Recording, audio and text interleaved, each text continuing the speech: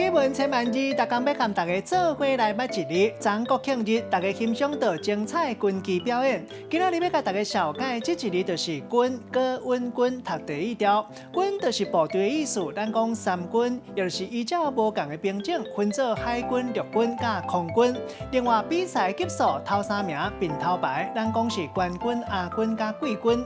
较早戏剧的步数，咱讲千里路途3-5步，100万军兵6-7人。这个意思就是讲，用小可动作来代表大场面，用少数几个人代表是成100万军兵的大场面。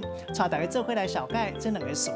头一个读做客军，这个意思就是赏阿兵哥，嘛当讲是年头甲年尾，请西公道士来向神明祈求地方平安。年头叫做放军，那年尾叫做客军。第二个词读做夜骑军啊，这个意思就是古早皇帝或者是将军出巡的时，夜骑的兵。即卖当混看来讲，讲是小人物。咱用一句话来举例，甲这两个词夹做伙。譬如讲年头天气小可较寒冷，这个西公伫咧客军做酒，祈福平安无代志。煞惊寒惊喙干，又搁无才调徛伤久。亲像人咧讲的，做小生无文才，做小段无身材，夜骑军啊，搁惊人抬。安尼是要安怎来做这个工课？今仔日小解这一日读做军，提供予观众朋友来参考。